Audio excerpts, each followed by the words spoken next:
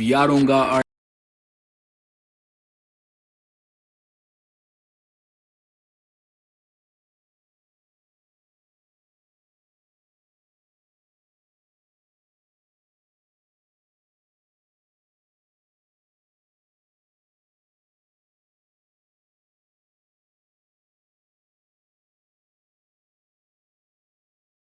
arcade, y'all better get arcade. It has the best samples in the game. Virtual instrument. All right, we're here. You're here.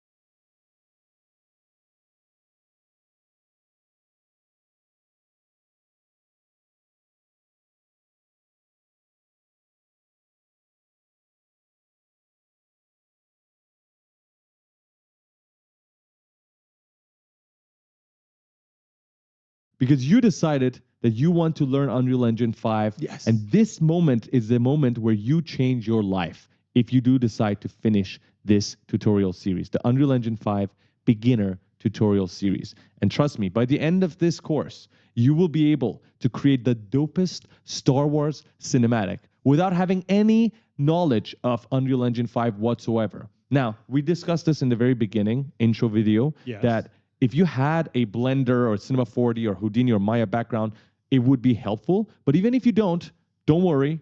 We're going to make sure we hold your hands and walk through it all together. That's why our first chapter is our easiest chapter. We are going to walk you through the download, the installation, and we're going to walk you through some templates.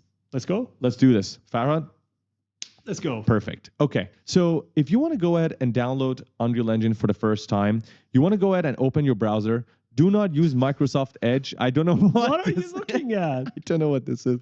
This is like default. I don't even use the Microsoft Edge. I'm just using it because my Chrome is filled up and I don't want to open it up.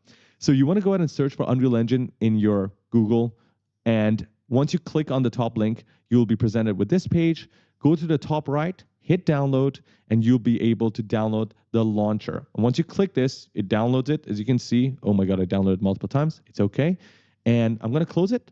You're going to be going into the launcher. And as soon as you open it up, you'll be presented with this. Isn't it the same place that you play games? Absolutely. Yes, it's very distracting. So just a little background for anybody that is unfamiliar and is not a gamer. Unreal Engine was a game engine. And so by default, they put it in the same place where people actually play the games of Epic Games. The parent company is Epic Games. And so you'll first see all of these games. You'll get distracted because you want to play them, but then Don't. We want to turn your attention to Unreal Engine right here on the left side. This is for the developers, for the artists that are creating the games, creating the cinematics. So there are a bunch of tabs at the top. Let's quickly go through them, right? First is news. This is where you'll see all the updates of Unreal Engine. Right now, we're at 5.3 at the time of this recording. And at the bottom, you'll see featured content of people who created dope things. Have you ever been featured? Absolutely, we have. We're not showing off right now, though. The next is samples. This is actually super cool. So Epic Games themselves, they develop many sample projects to show off some of the features that come with the latest updates. The best way you can learn Unreal Engine is go ahead and download these sample projects and try to reverse engineer how they built those sample scenes. We do this all the time. So the next thing I'm going to turn your attention to is the marketplace. This is where people like us, like you, go ahead and create environments, assets, materials, sound effects that you can go ahead and download for free or purchase. Now, the coolest thing that you should pay attention to is the free section. Here in the free for the month, Epic Games actually sets out 5 different packs from different developers for free that you can download. Now, this is something you have to look out for because every month it rotates. And if you don't download them, You'll lose them. you lose them. You don't want that. Now we're going to go to library. Twinmotion is for, I believe, architecture. We're not going to touch that. This is where you will have all of your Unreal Engine project files. And at the top here, you're looking at the engine versions. So Farhad, where are we at right now? We are at 5.3.2 at the time of recording. Yes. So if this is 5.3.3 or 4, it's fine because you're watching this at a later date. Just go ahead and download that. So the engine version that you want to go ahead and download, you'll be able to do that by clicking this plus icon. And you can download many different engine versions to work on at the same time. Why would they let you download an older version? Well, the older versions are probably more stable, less buggy, and so that's why you're allowed to do that. Plus, if you're developing your game, let's say on Unreal Engine 5.2.1, you might not want to go ahead and keep updating it to add bugs to your game. So that's why you can have multiple versions. Here in the dropdown, you'll be able to choose the engine version that you want, and you can go as far as 4.26. That's like really old. I don't recommend you doing that if this is your first time. For this tutorial, they can download the latest version. That's right. So what you want to go ahead and do is go ahead and click install. Now, here's a little tip that we have for you guys. You can go ahead and choose the folder location according to your computer, but make sure you go ahead and check the options section out.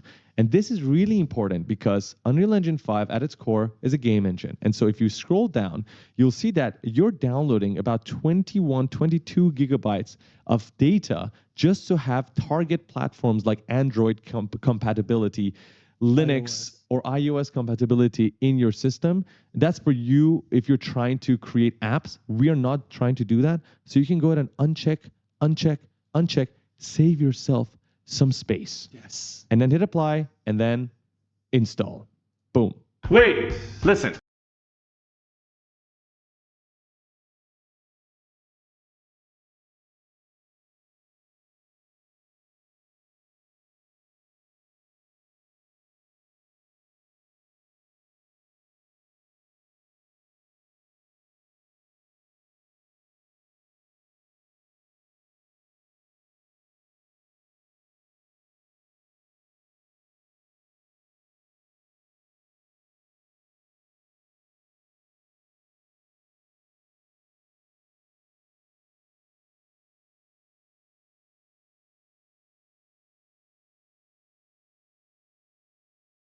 Did you know that you can create highly photorealistic scenes with photogrammetry by taking in what exists in the real world into 3D? We've been using Polycam to do exactly that, using our phone and drone. Yes, that's right. And guess what? They sponsored this video to give you guys 30% off their pro plan. So you guys can go ahead and try it for yourself. Use the code BADDECISIONS in the link in the description.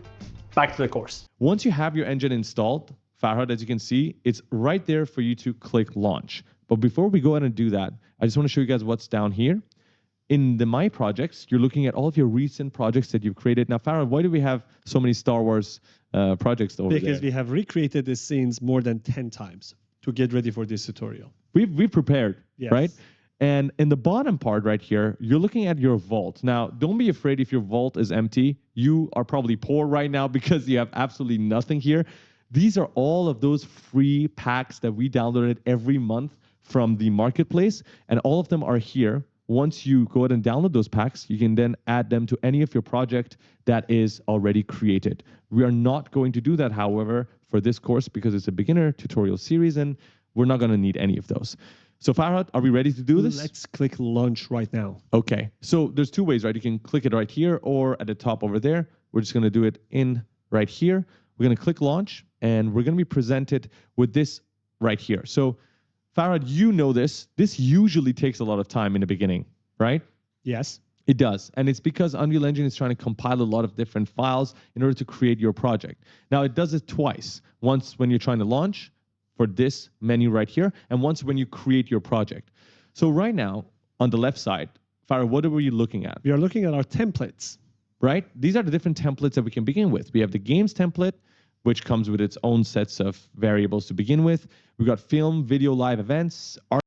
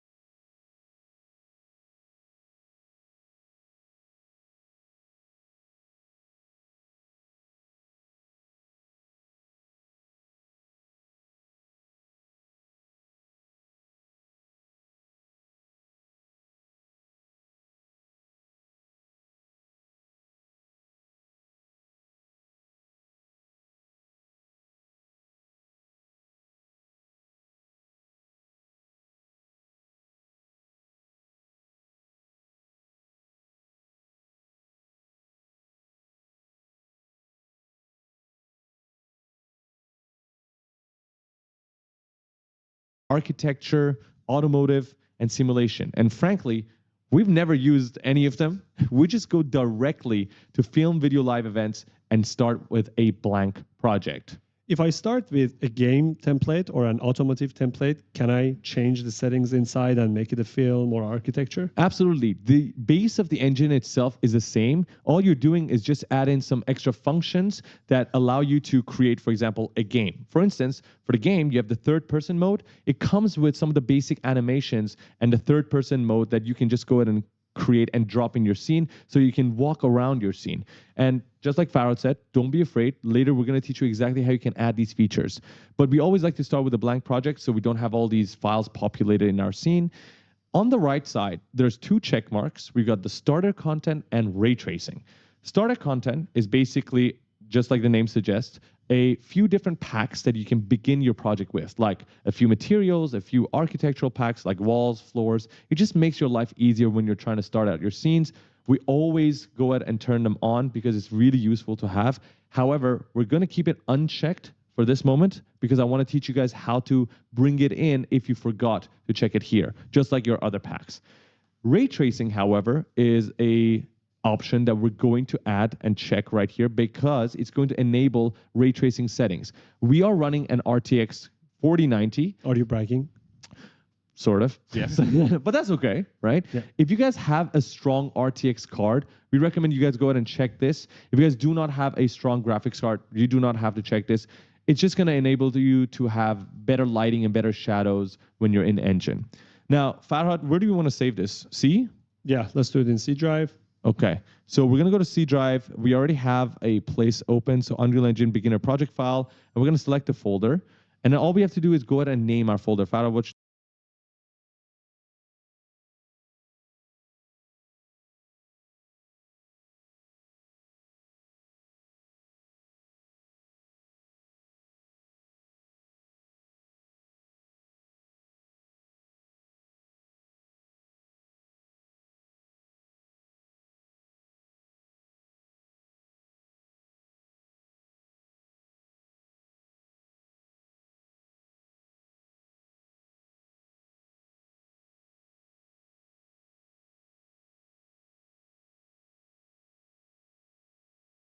what name should we give it?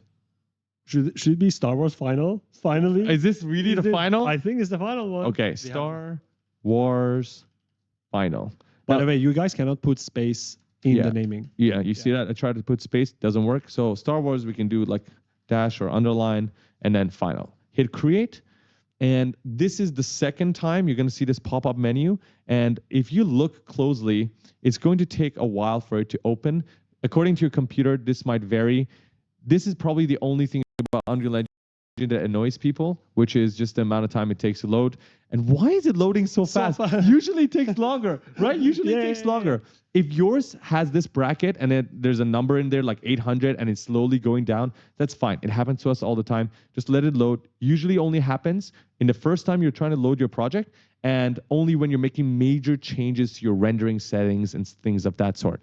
So Usually it says compiling shader, right? Yes, Yeah, yes, for a long yes. time. But that's okay, right? You just wait 1 or 2 times and then it's good. So that's it for our first chapter. Congratulations, you guys finished the first chapter. Now we are going to chapter 2. What are we going to do in chapter 2? In chapter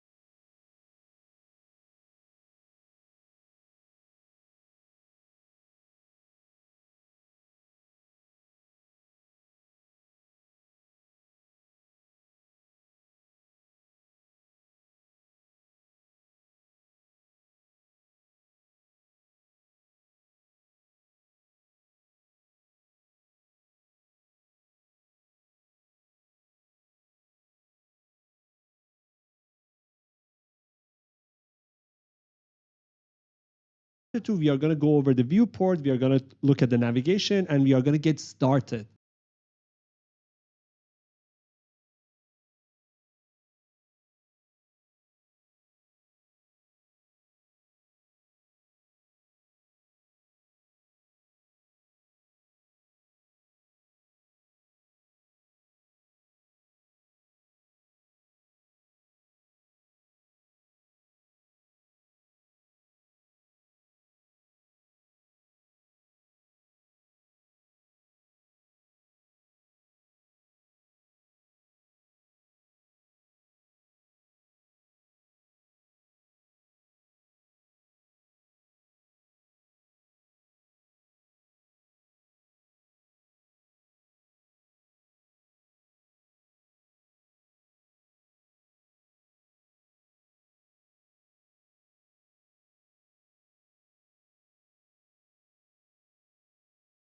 In Unreal Engine.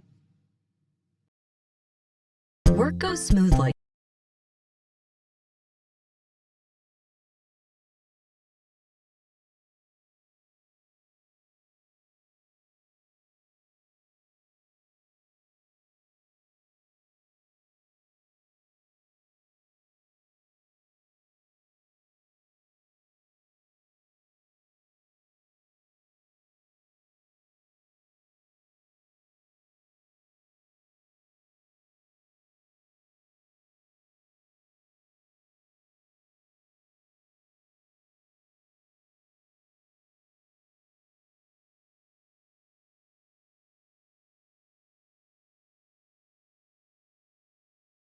When you know the right steps.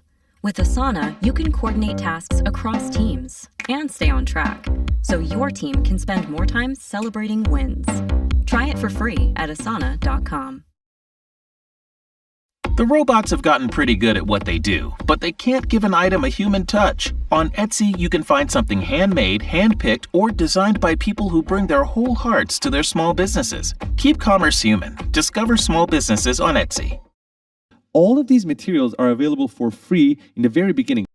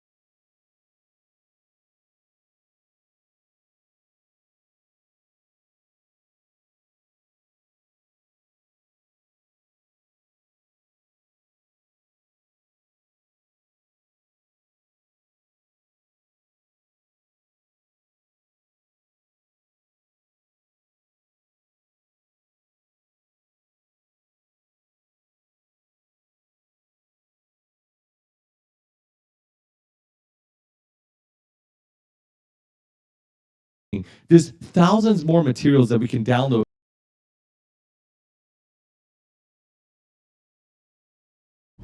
Meet Cheryl.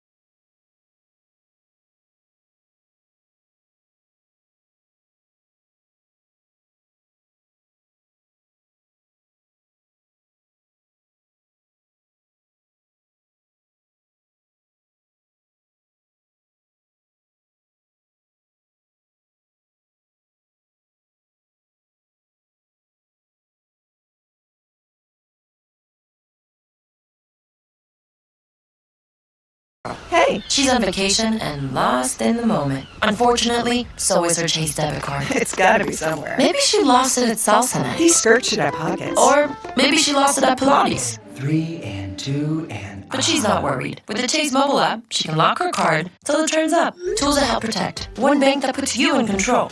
Visit Chase.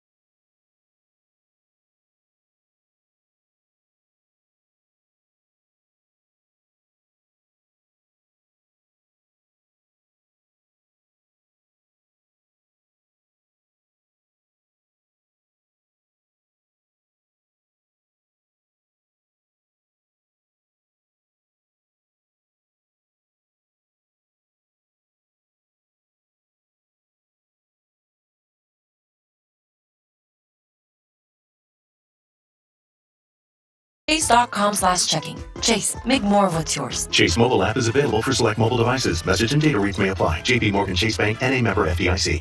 Welcome back, everybody, to the part 2 of Unreal Engine tutorial series. We are super excited that you guys made it till here. What are we going to learn today? I mean, if you didn't make it to here, I don't know what you were doing. You were only downloading the engine. Okay, we're super excited about today because we're actually inside the engine. We're going to teach you guys how to navigate around the scene. We're going to teach you guys how to add an object to your scene, then go ahead and scale that object, make it bigger, make it smaller, rotate it, move it around the scene. And then we're also going to quickly use the starter content to make a scene and then add particles like fire and smoke. So all of the basics that you need to understand what the interface looks like. Are we ready? Let's go. Let's do this. Okay, so as you begin looking at your scene right now, you're looking at the main interface of Unreal Engine 5, right? And the one section that is taking up the majority of the real estate is your viewport, which is this big box right here. This is where you're going to be looking at all of your creations, right? Everything that you create in 3D is going to be right here in your viewport. If this is your first time looking at a viewport, well, this is where you are going to see all of your skyscrapers and your forests and jungles and rivers. That is where all the exciting things happen. Now, there's a lot more things at the very top. Some things are on the right side. There's some tabs at the bottom, and we're going to cover all of those. But first, let's just learn how we can move around the scene, right? Yeah. I think that's fair enough. Yeah. Now, Farhad, you played video games in the past, have you? I think so. You played Counter-Strike? Oh, of course. Yes. Remember when you died, like Yeah. all the time? I remember that. Free cam. This is exactly how you move around Unreal Engine. So other 3D softwares, if you're familiar with them, they might have different controls. Inside Unreal Engine, you move around like the free cam of Counter-Strike. Basically, you're using WASD, right? That's your basic movement. Now, if you go ahead and click WASD, as you can see our keystrokes on the left side of the screen, nothing actually happens because they're locked. In order to unlock them, first, you need to use your mouse. So let's pretend that right now, your view right now is a human view, and these are your eyes, the viewport. If you want to move your neck, you're going to hold right click on your mouse and then just move your mouse. That is like moving your neck. Yes. Now, let's say you want to start moving towards a direction, right? We're going to do that by hitting W to move forward, right? S to move backward, A to move left, D to move right, E to ascend, to go up, and Q to descend. Now, if you go ahead and combine all of these while moving your mouse, you're going to get something like this. So I just want to go ahead and move around. So I'm basically just moving my mouse to the left side. So my neck is constantly moving to the left. And I'm holding right click, and I'm just pressing D, right? Holding D. And then I can go A, then I can go S to go back, W to move forward, Q to move down, and E to move up. Now, if you're, again, coming in from other 3D softwares, these controls might be a little weird for you in the beginning, but trust me, me and Farhad had the same feeling in the beginning. After a while, You'll get used to it. we got used to it, right? Okay. And for those of you who are using laptop and asking, can we do it with a touchpad? Yes, you can, but go get yourself a mouse. There is no point using touchpad in Unreal Engine. Go get a mouse. It's just not going to work out without a mouse. Honestly, we don't recommend it. I'm sure there's some weird pro that can use a trackpad and do it, but seriously, it's just much easier with a mouse. So use a mouse. And now, the next thing that I have to tell you guys about is your camera speed. Well, technically speaking, right now we're moving at a specific speed. We can't really change it. Let's say we're really far away from whatever we're looking at in the scene. We want to move quicker, right? That's possible thanks to this little icon at the top right corner right here, which is your camera speed. If you click it, you can see that right now we're at a value of 1. Of course, if you go ahead and decrease it to 0.33, it's going to be much slower. As you can see, we're trying to move, but very slow, like a turtle. Like a turtle. So we can go ahead and increase this value, right, to something like 3, and look at what happens now. Now, Farhad, why do we have the capability to move and change our camera speed? Because Unreal Engine is built for creating giant scenes. So imagine you have the whole valley, you have the whole mountain, and you want to go from one city to another. It will take you ages. So you can increase your camera speed. Absolutely. And there are ways you can move around the scene even quicker than moving your mouse and keyboard, like actually just searching for an item and directly going to it. And that button, by the way, that shortcut is F. So once you have something selected in your scene and it's too far away, you don't even want to move towards it, you can go ahead and click F on your keyboard for focus. Oh. And boom, you're going to go right to your object, whatever it is. So let's go back to the camera speed. I want to teach you guys a little shortcut that we didn't even know about in the very beginning when we started Unreal Engine. When you're moving around, right now our camera speed is at 3, right? If you want to go ahead and actually decrease the camera speed while you're moving, you're going to go ahead and scroll down on your middle mouse scroll button, and then scroll up to increase your camera speed. Scroll down to decrease, scroll up to increase, scroll down to decrease, scroll up to increase. And that's like super fast right now. Until now, I think it's pretty clear, right? Yeah. Okay, perfect. So this is not the only way you can actually navigate around your scene. Let's say, Farhad, can you hand me like a bottle? Okay, let's say you're eating a sandwich, okay, and you want to still be able to navigate around your scene. Unreal Engine has that capability for you. So if you actually go ahead and use the left mouse button, right, you'll actually be able to move around. So if you left mouse button, drag your mouse, you're actually walking around your scene. And you can actually go ahead and maybe look to the right. So I'm still holding the left mouse button. I don't even know how to describe this movement, but going forward and backward makes you walk. And then turning right is basically just turning your mouse to the right. And I can walk backwards, turn right, walk backwards, and then look to the left, walk forward. So I'm actually just holding this and still being able to navigate around the scene. Another button that you can use is the middle mouse button. Instead of scrolling, now we're going to hold it. And using that, we can basically just like, imagine if you were like squatting and just moving your body, right, to peek towards different angles, and then the left mouse button. These two buttons allow you to actually move with just the mouse itself. Give me the sandwich. Thank you. Take the sandwich. This might come in handy, right? Sometimes. Yep, I 100%. think some people might use it. 100%. So all of this allows you to move around the scene. So you can go ahead and pause this video if you want to just practice moving around the scene, or if you just want to continue with us, let's go ahead and do that. Because the next thing we're going to do, Farhad, is Add a cube to the scene. that's right. So if you're in a 3D software, more often than not, you want to go ahead and add items to your scene. Now, if this was Blender or Maya, or Cinema 4D or Houdini, you're probably just going to go ahead and start with a primitive shape, which is your cube, your sphere, your cylinders, and then take those and deform them, sculpt them, and turn them into a chair, a table. But this is not primarily a function of Unreal Engine. Although we're teaching you modeling in this Unreal Engine 5 beginner tutorial series, the primary function of Unreal Engine is to build large worlds. And so more often than not, you'll be bringing already made assets from other softwares or online marketplaces like Sketchfab into Unreal Engine.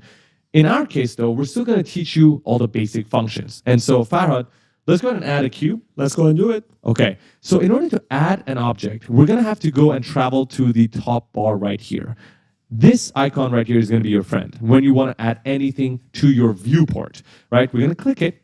There are two sections. There's a Get Content section, which is basically allowing you to either bring in content from your PC, local drive, or the online marketplaces like Quixelbridge, which is going to be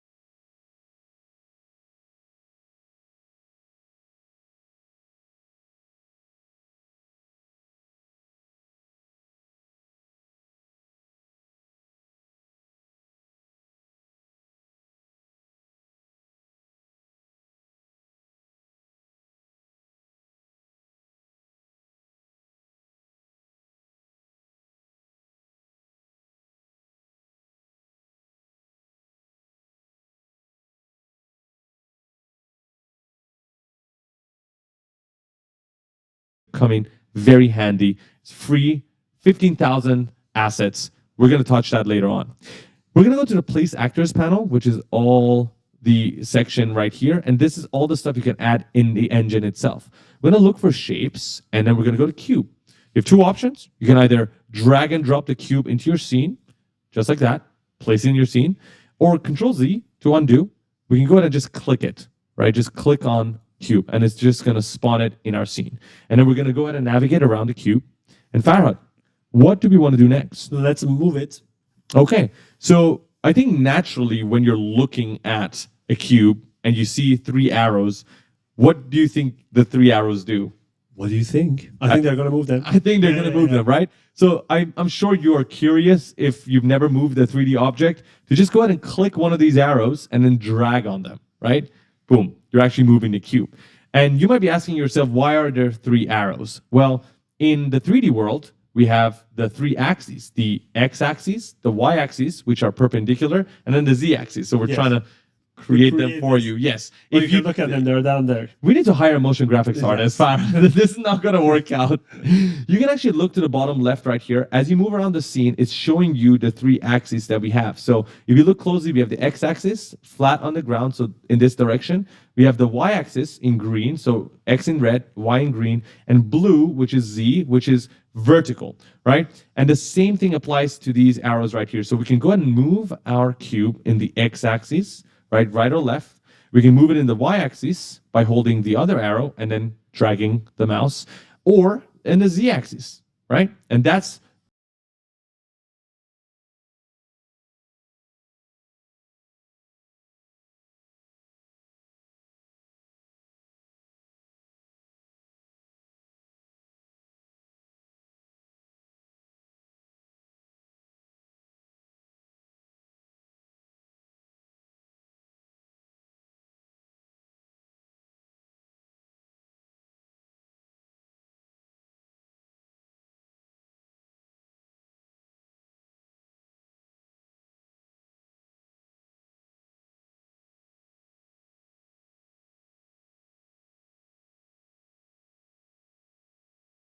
allowing you to move the cube in anywhere that you want in the 3D space. Now, some people might just want to move it in all axes at the same time. You can do that by holding the middle part of this icon, and then that way you can move it around in any way that you want. Is there another way that I can move my object? Absolutely. Show me. And I think this is the part where we have to actually talk about what else is in our interface on the screen right now. So we know this is our 3D viewport already, right? If you look to the right, there's two tabs, right? There's the Outliner tab, and then there's the Details tab. You're going to be using these a lot. And the Outliners tab is basically showing you all of the objects or items, particles, anything that is present in your 3D viewport. Even if you can't see it, it might be somewhere else in your 3D viewport, somewhere else in your scene, somewhere else in your world, you're going to see it in the Outliner tab right here, right? And right now, I have my cube selected. That's why it's highlighted. And you can actually see the cube highlighted here as well. Now, once you highlight and select an object, actually what happens down here, Farhad? The Details panel populates all the information for that specific object. Absolutely. So if you want to go ahead and change any of the settings for any of the objects selected, you'll be presented with the Details panel right here that you can scroll through, and there are tons of options. So many. So many of them. Now, Farhad, we know this. We've used Unreal Engine a lot. You don't actually use all of these. Nope. You do not. Nope. It's good to know what they do, but you will learn their use cases over time once you actually need them for your use case. So I don't recommend you going crazy about how many options there are, because I know the problem with a lot of people when they first start out on Unreal Engine 5 is the amount of options and buttons available. That's true for any 3D software, but Unreal Engine 5 probably more than others. So don't worry, we're going to talk to you guys about all the stuff that you need. Right now, all you need to pay attention to is you have this cube, you have the outliner that has all of the objects in your scene, and then you have the details panel. Because we've selected the cube, we can see the details of our cube. What is that I button beside cube? This one? Yes. Oh, this is basically saying, hey, do you want to see the cube or do you want to hide it? If you click it, it hides the cube. And you can do this with any object in your scene. You can go ahead and hide any object in your scene. The shortcut for that is H. So H is going to hide it, and we can go ahead and hit the unhide button to go ahead and unhide it. Now, once you have your cube selected, Farhad, you asked me if there's any other way we can go ahead and move an object in the scene, right? Yes. So one way is to use the viewport. Another way, if you want to be real precise, is to use the values right here. So in almost every object that is going to be in your scene will have a transform function at the very top, a transform panel, a transform drop-down at the very top of the details panel. That includes your location in the scene, your rotation in the scene, and your scale. How big and small is your object in the scene? Now, these values are 3, right? We got the X, we got the Y, and we got the Z, right? The red, the green, and the blue. And you can independently go ahead and change these values without touching the viewport. So right now my X is at 151.4.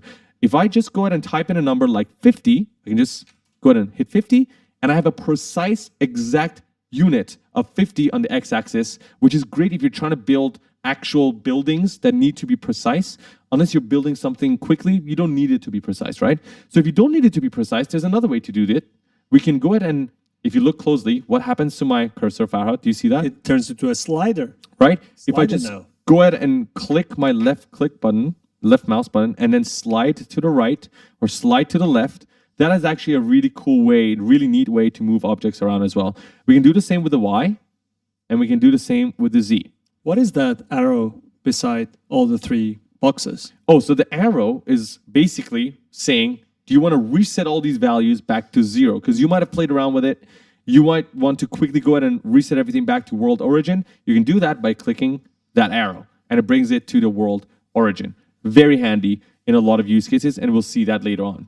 Now, Farhad, let's go ahead and rotate this object. Let's do it. Okay, so just like the location, there's multiple ways we can go ahead and rotate. The viewport way to rotate is basically going to this button at the top. So let's talk about another experience that you'll have right here. We have 1, 2, 3, and 4 buttons to click on here. The first one is basic selection. So if you just want to select objects around the scene. The second one is your translate, your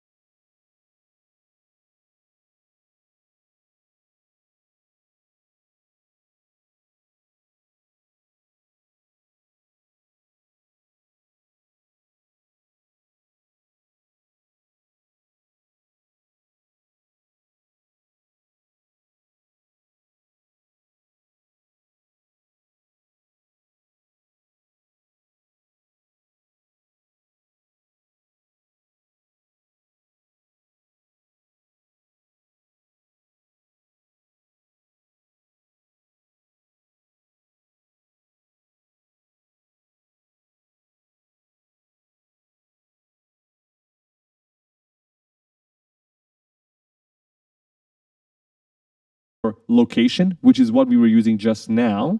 And there's a shortcut right beside it. If you look, it says W. The next one is for rotation, which is E. So let's hit E, right? And the last one is scale, R. So W, E, R. So you can select it by selecting one of the options there, or you can use your keyboard. Absolutely. So we use W to move the object around. Yes. To quickly rotate the object, we're going to hit E. You're going to have to memorize the WER, by the way. It's going to be used all the time. And now we can rotate. So we have a different icon, but it works exactly the same way. Farhad, we want to go ahead and rotate on the X-axis. Let's do it. Rotate, just like that. Yes. Rotate on the Y-axis, just like that. And rotate on the Z-axis, just like that. And you're actually seeing the units of rotation, right? 40 degrees, 50, 60, 70, 80, 90. So you can be precise, right? Can we use the detail panel similarly? Oh, yeah, of course, absolutely. You want to be precise with that? 50 on the X-axis, or let's go 120 on the Y-axis. Boom, just like that. And we can reset all of that using the arrow. Boom, and reset again. Now, what is left to do? The last option. Scale it. Let's make it big.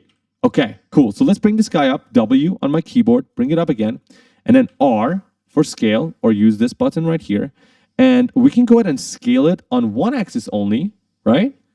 Or we can scale it on another axis, or maybe in the Z-axis, right?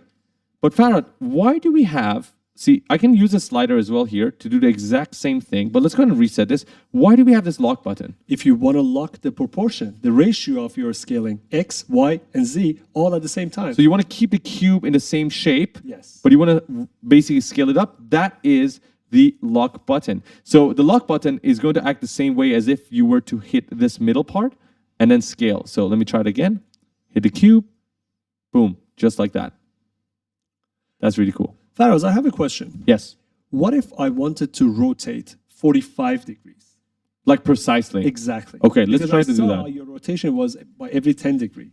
That's true. So, well, we have one option where we can go ahead and type in 45 here in the X, for example, axis. But let's say you want to use the on-screen icon here. So right now it's only snapping to every 10 degrees. So we cannot get 45. And that's because we have these three options enabled at the top. If you look closely, they're all blue. That means they're checked. We can go ahead and uncheck them. What they do is they snap your location, they snap your rotation, and they snap your scale to a certain unit so that you can be precise. So we can either go ahead and turn it off for this is for your location, rotation, and scale. So for rotation, if you turn it off, basically we can rotate freely, and you can see I can be very precise with where I want to go, and it's very smooth. But if I want to go ahead and actually change this to a different value and turn the snapping back on, I can go to 5 degrees and then try to do 45 this way. Boom. Just like that, Done. we got it precise. Awesome. Okay, this is really cool. We learned about the interface. We learned how to navigate around the scene. We learned how to add an object to the scene, how to move it around, how to rotate it, and how to scale it. Farhad, what are we going to do next? Let's look at what else we have on our display. Okay, I think that's a great idea. Yeah. First things first, and this is going to be the most important button in your entire life if you're using Unreal Engine 5. That is your save button, right? Up until this point, we haven't saved anything. Now, you might be used to the Control S, but that doesn't work here. You want to go ahead all the way to the bottom right. This is where you save every single thing in your project, right? Anything that you've done to different levels, different scenes, different objects, all of it will appear here. Right now, we haven't had many changes. We only have one object. So we only have to save this, but usually you'll see a really long list, maybe like 36, 35, that you have to save. And you can actually choose to uncheck some of them if you don't want to save them.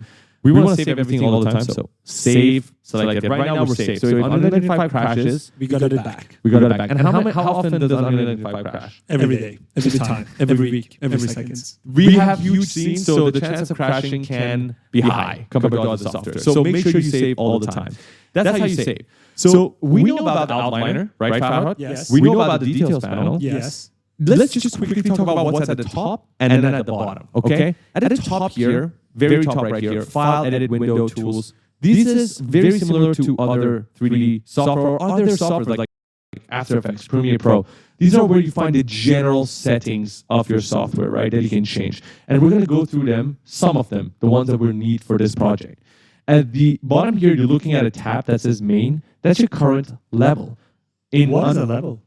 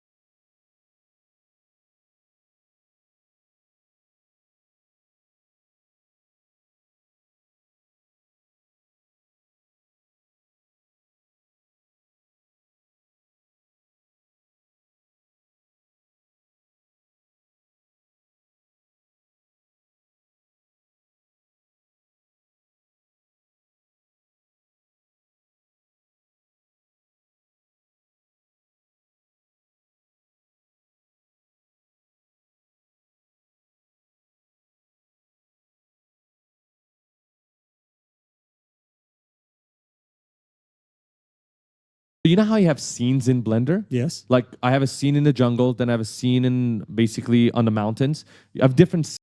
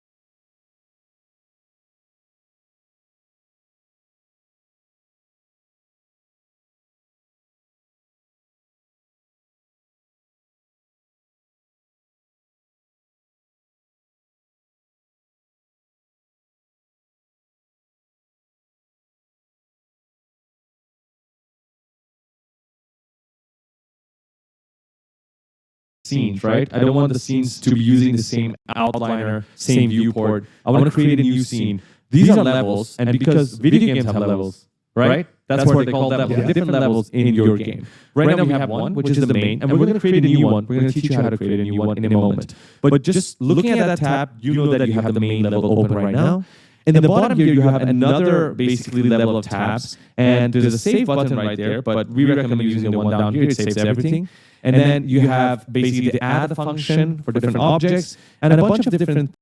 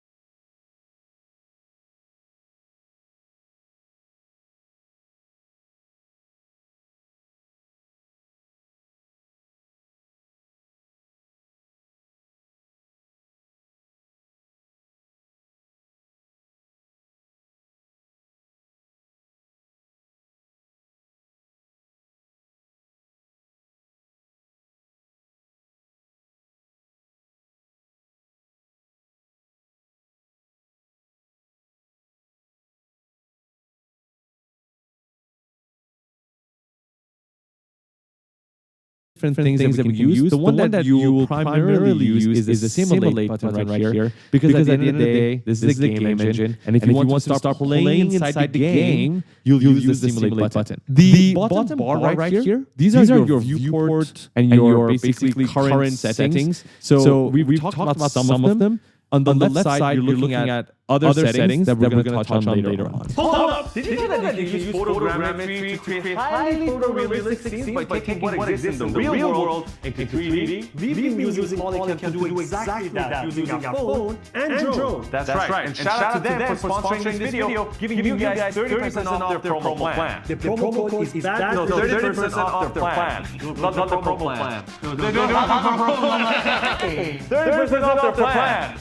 Pro plan. Use the code that decisions in the link in the description. Let's continue.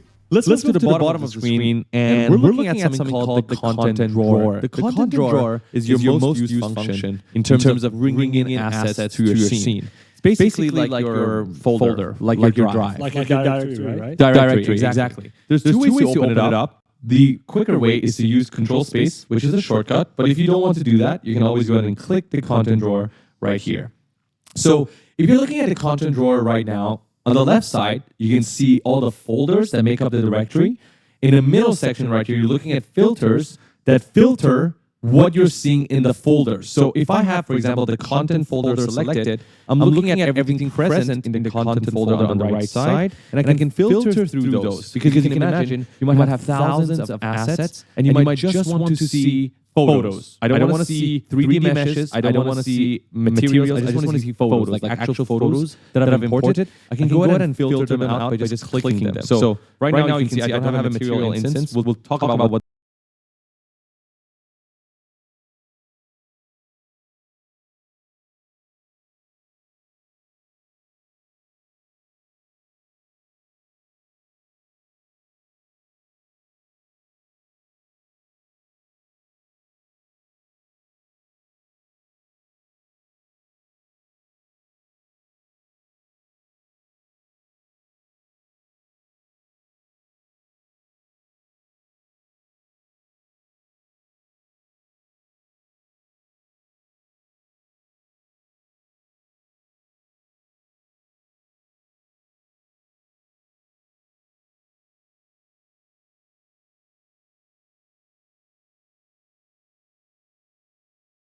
that is later on. That's why I don't see anything when I filter it. You can go ahead and add more filters to the left side right here using this button. Okay? Now, if this is still unclear to you, I'm going to actually show you guys what this looks like. So if you were to go ahead and open up our actual file, project file, this is where we have the Unreal Engine project file that we created earlier on. Yes, Star Wars Final. And then we go to content folder. So right before we actually go into the content folder, if you want to go ahead and open up your project, aside from using the launcher itself, you can just go ahead and double click on this UE logo right here. That will open up the Unreal project directly. The content folder is precisely what all of this is. So this content folder is exactly the same as this content folder. And we're looking at the main build data, and we're seeing that right here as well. So one cheeky way to go ahead and add objects to your Unreal Engine project file is by dragging and dropping them literally into this directory right here. Perfect. Now, Farhad, what should we do next? Let's look at how we can create a new level. That's going to be really useful because right now we're in the default level, but let's say you want to go ahead and create a new level, a blank level for yourself. Let's go ahead and do that right now. So the way we like to do that is by going to File at the top left, and then hitting New Level right here. Yes. Okay? So New Level is going to open up this menu right here, which gives us four options. We have the Open World and Empty Open World. The Open World comes in with a landscape. You can even see the mountain range at the back. Low poly landscape, so it's not very detailed, but it comes with some of the landscape functionalities. We're not building a whole world today, so we're not going to be using that. The Empty Open World comes with the landscape options without all the lighting. And when I say lighting, if you've noticed, we have clouds right now in our blank project, like the one that we have opened up. You don't get that in other 3D software. You just start with usually a gray screen. This is a game engine again, so that's why you have clouds and stuff built in. We can go ahead and remove that by hitting Empty Open World. But for our case, we're going to be using Basic or Empty Level. So Basic comes with the same open world without all the landscape functionalities. An empty level is basically absolutely Empty. nothing. Dark. Right? Dark. Lonely. Yeah. So we're not going to go there. We're going to go to basic. Okay. So open up basic. Now, when you open up basic, you look at the top. It says untitled because your level at this moment is not named. If you want to go ahead and name it, we have to probably start making some changes here and then try to save our file. So let's go ahead and work with our scene. If you look to the right side, you'll see that we have in our scene right now, Farhad, a default lighting. Yes, a default lighting. And the floor and a player start. What is a player start? Good question. So the player start is basically where your 3D player is going to start the game, right? If this was a game, where would the player spawn? That's player start. Are we going to use it right now? No. Delete. Bye. So we have the lighting and the floor, right? This is our floor. Let's move back. Look at it. This is our floor. And then we have the lighting. We can close this, drop down, hide it. We can't see anything. Unhide it. And we see our cloud and our sky. Now, I think this is going to be probably the coolest thing for a lot of people. If you go ahead and hit Control and L, you'll see that little thing that pops up on your screen. Hold Control and L, and then move your mouse and see the magic of Unreal Engine. The sun is moving. The sun is moving. And you can see the sun moving and the light reacting in real time. Guys, this is why you're here. This is why you're choosing Unreal Engine. Yes. Because if this was other 3D software, you probably first of all don't have the beautiful sky to win with, the beautiful sun setting and sun rising with clouds reacting to the shadows in real time with no noise, right? This is all happening thanks to Unreal Engine's Lumen capabilities, which we're going to cover later on. But right now, I just want to quickly take your attention to the right side to see what we have in the outliner, right? Real quick, if you just go ahead and hide these, you'll know exactly what they do. The clouds are clouds, hide them. The sky sphere is basically the sphere that, if you go all the way back, is covering our sky. We have the sky atmosphere, which is literally the color of the sky. We have the height fog. If I bring back the sky atmosphere, the height fog is our ground level fog, right? And directional light is the sun. Right? These are pretty self-explanatory. And then lastly, you have the skylight, which basically diffuses light and reflects light in your scene. So if you look at the floor, you'll notice. Cover this all later in the lighting chapter, don't worry. So Farhad, what do we want to do now? Let's save our level and let's tell everybody how important it is to have a folder structure in your content browser. I actually agree with you. So if you want to save, we're going to click Unsaved right here. We're going to save, and it's going to ask us to save our level because we haven't done that yet. So in our content browser, which is the same thing here, right? It's opening up here. We can go ahead and create a new folder by right-clicking on the content folder. This is where we're going to create all of our folders, right? You don't want to go to your engine folder and create a new folder. That's the default engine files that come with every project that you open. You don't want to mess around with them unless you're touching the plugins. In the content folder, we're going to create a new folder. Right-click, new folder, and then name it to levels. Right? Yeah. And inside levels, we're going to call this spaceship. Spaceship. Right? And then hit enter. It's saved. And at the top left, we'll see that the name is now spaceship. On the top right in the outliners panel, we also have a spaceship level, right? That's our spaceship level. How do we move from one level to another? It's a very good question. Okay, so there's two ways to do that. First, you can find the other level inside your content drawer. If I go to my content, remember main, that was our main level. And if you don't know what each of these objects are, bottom left corner of every object in your content drawer says what it is, which category it belongs to. This is a level. So I'm going to double click it. We're going to jump back into the main level, right? And if I'm going to go to my other level, I can either go to levels here, spaceship, double click, or at the top left here, file, I can go to recent levels, and then I have spaceship and main. So I'll click spaceship. Oh, wow. And I'm back here. Perfect. Guys, remember the check mark that we didn't check in the beginning, the starter pack, when we wanted to create our project? Now it's time to bring it back to the engine. How we can do it, Faraz? So by going to your content drawer, right, I'm going to drag this guy up so it's not annoying us.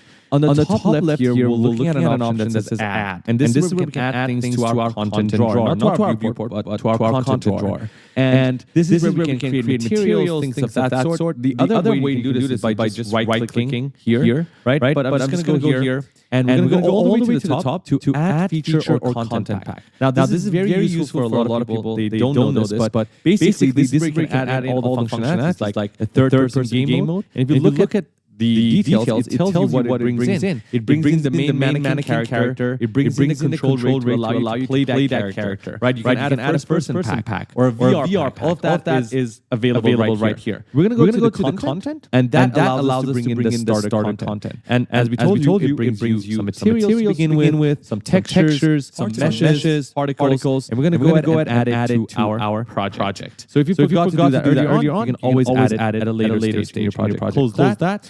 And our content drawer right now in the content folder has now the starter content. You can see it here as well. So let's go ahead and just see what we've got.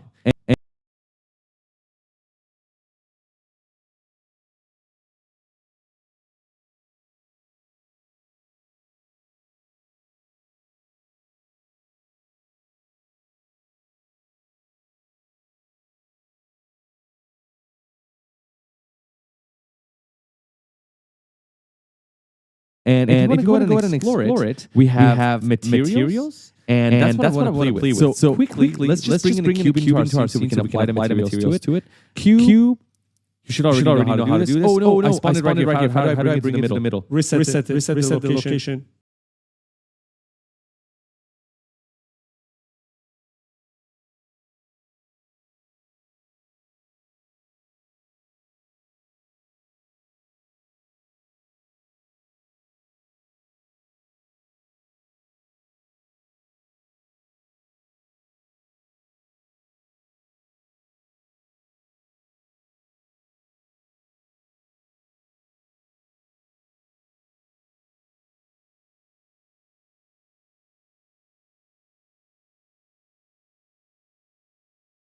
Boom, just like that. And how do I scale it?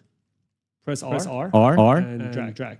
Boom. Beautiful. Okay. Let's bring the cube up.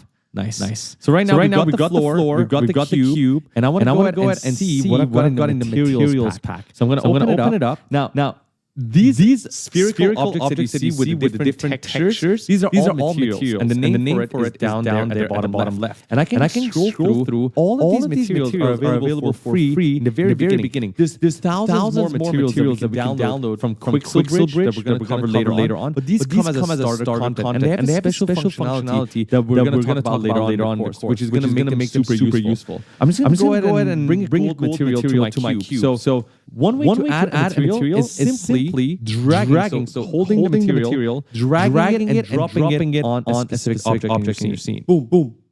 Just like that. And then Farhad, should we make our floor silver? Let's go with the burnished steel. Okay. Boom. Just like that. Look at the reflection of the cube on the floor. And then Farhad, Control L. Change the lighting. Guys, it's chapter 2, and you already made a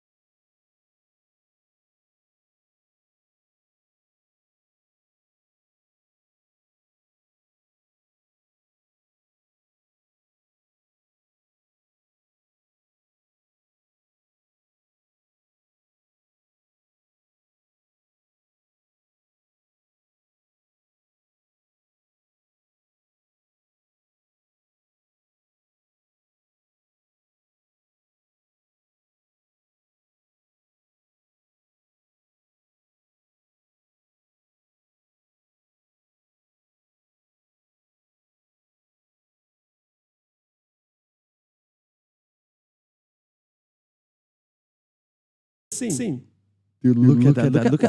Look at the colors. I'm gonna go ahead and actually bring in another cube, but instead of doing that, I'm gonna teach you guys how to duplicate. Two ways to duplicate. Control D To duplicate, it's already created a new cube. You can see it. I can drag it, or I'm going to delete that. The other way is by holding Alt while the item is selected, and then dragging the arrow to duplicate. And I'm going to make this a bit smaller.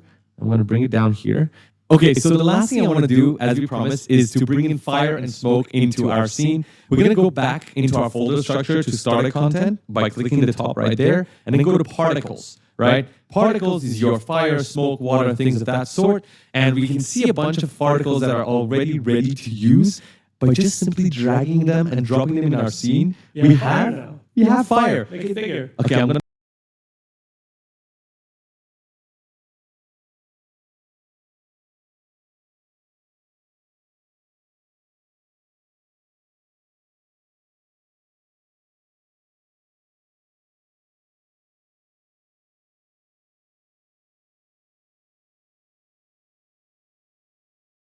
to hit R and then scale this fire and then make it bigger.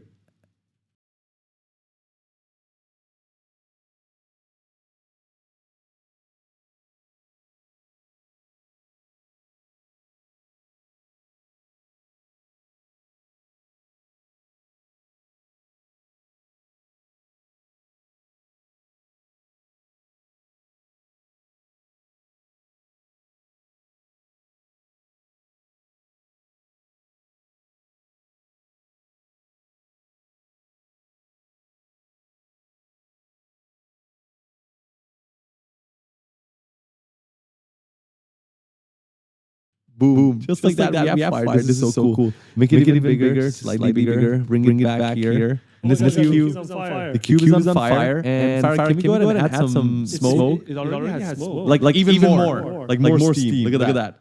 Add some steam. Dude, this is really cool. Oh, the steam is in the front. Okay, let's bring it all the way back here. Let's make this bigger as well. Because like we have a lot of steam and smoke coming out.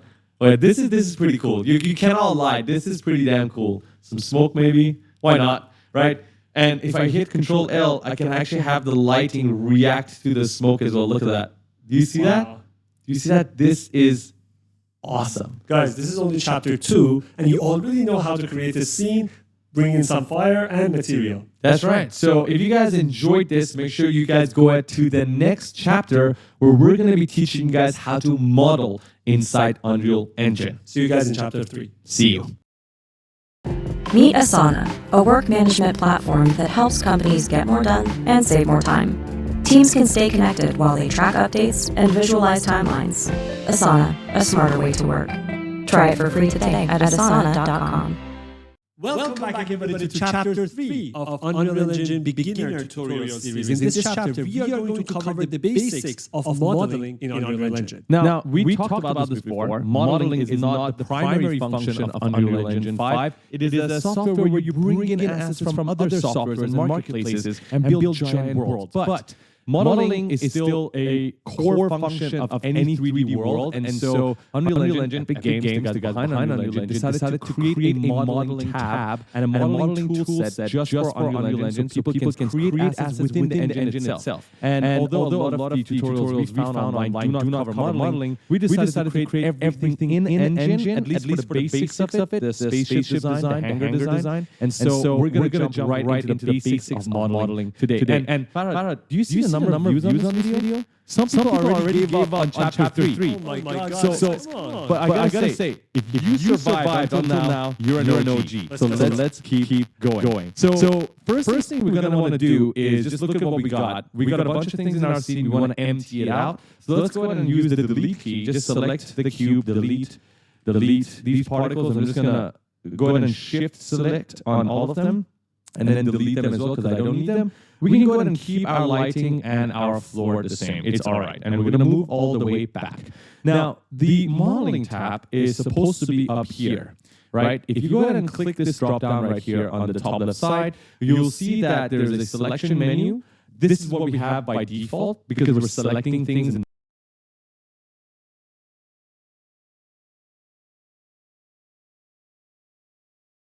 moving things in our scene. Now, if you were to go ahead and create a landscape, you'll be using the landscape tool, right? It'll change your viewport a little bit slightly, and you'll be able to create a giant world. There's other things like creating fractures, so breaking things, or animation for the control rig of different characters that you'll get to move around. But there's no modeling tool. And in order to enable it, we'll need to actually teach you guys how to use plugins. We're going to go to Edit. We're going to go to Plugins, right? Right here, we will see all of the plugins that are available for us to enable, right? And if you look to the right side, you'll see that they're all by Epic Games. So these are all Epic Games' own plugins that you can add to the engine. And there's a lot of things that you can use later on depending on what you're creating. What we're looking for is modeling. So we're going to search for modeling, right? There's 3 options. We're only going to need the middle one, modeling tools, editor mode. And you can see it's in beta. And we'll find out why, because it kind of breaks sometimes. So go ahead and check that. It's going to ask you to click yes. So click yes. And you have to restart your engine. So we're going to do that and be right back.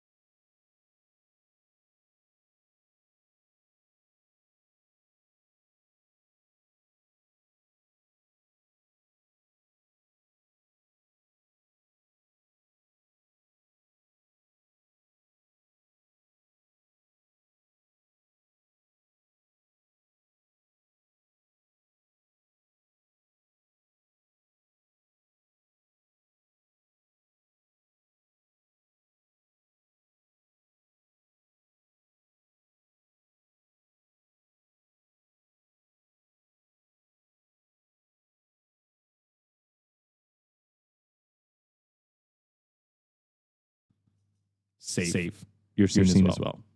All right, we are back with our Unreal Engine open. It's already restarted. Sometimes you'll get these different pop-ups on the right side. It's asking you to update your project. We always go ahead and do it. So just click update.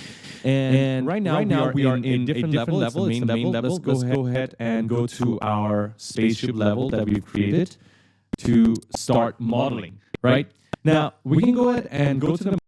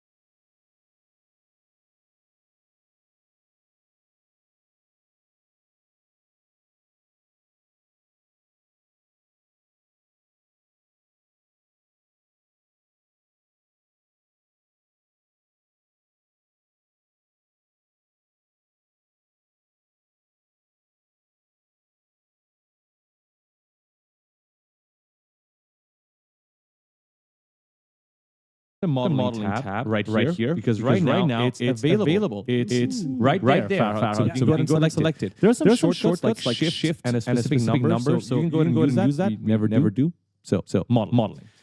Perfect. Right now you have the modeling tab open. Before we jump right into the actual modeling objects, we do want to talk about one thing, which is really important. Before starting any project, we talked to Clint. We brought him on the podcast. If you guys don't know, we actually have a Bad Decisions podcast happening. They didn't know. They didn't know? Oh my God. Every week we bring inspiring guests to talk to them about their experiences, about their journey, and we post it on our YouTube channel. We interviewed Blender Guru. Yeah, the OG, the GOAT of beginner tutorials, right? The donut tutorial. Shout out. We've even brought in Clint, the Punisher, and he was talking about, and he was giving us a tip as to what all of his winners of the 3D competitions had in common. And he said that they always start with references. So it's very important that you already know what you're trying to create.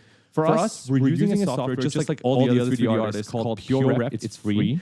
And it basically overlays on top of your screen as you're creating things. And right now, we've already drag and drop Google images into our PureRep. So just to show you guys an idea as to what we have for our references, we have a bunch of different hangars and spaceships from Star Wars. So some are fan-made, like this one, I believe is fan-made, or from the games. And some are from the movie itself, right? Like this or like this. We really like the hexagon shape. I never get it right. Hexagon shape for the spaceship. That's what we're trying to create. And we actually have photos of our own spaceship that we did the first time in Unreal Engine. So we're going to be following this exact look to model our scene. Let's go. Now, Farhad, we're just going to pop this to the bottom right. We're not going to need that right now. Let's go ahead and talk about the basics of the modeling tool. Now, Farhad, what do you think about the modeling tool? Overwhelming. I'm panicking. Okay, don't panic. Calm down. Okay. I'll hold your hand. Hold my hand. Okay, no, I can't. I need to use the mouse. You can hold their hand.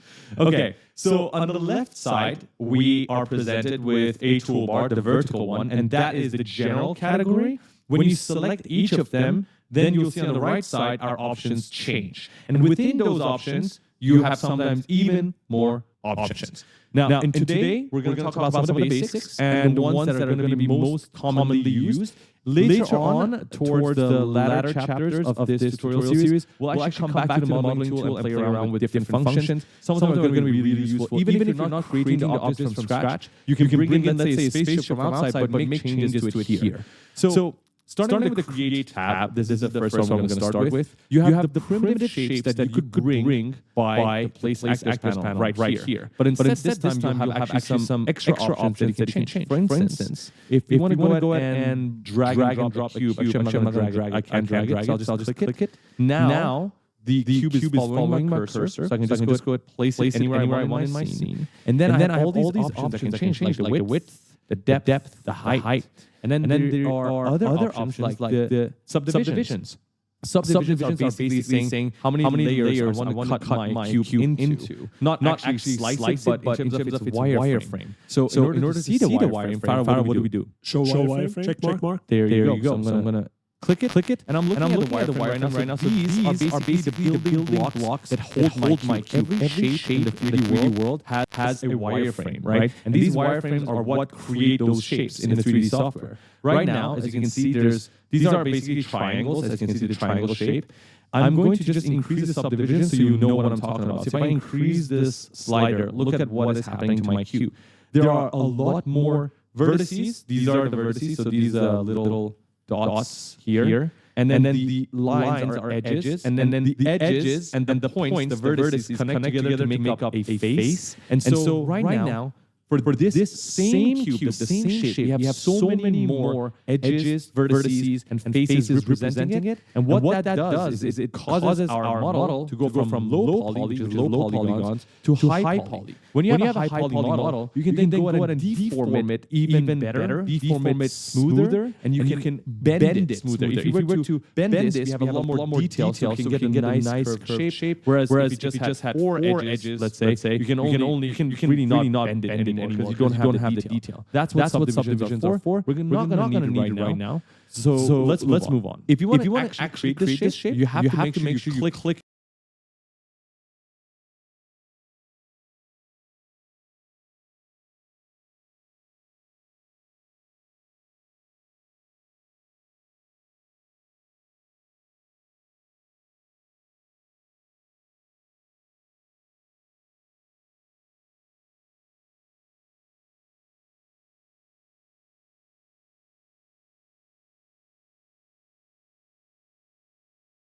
accept. So anything that you do in the modeling tab, you want to go ahead and click accept. If you forget to do that, none of the changes you made actually work. So hit accept, and just like that, we have our new box, our cube in the scene. We don't need it anymore. Let's go ahead and delete that. There are other shapes that you can bring in. For instance, if you bring in a sphere, I want to show you exactly what the subdivisions do. So if you go ahead and bring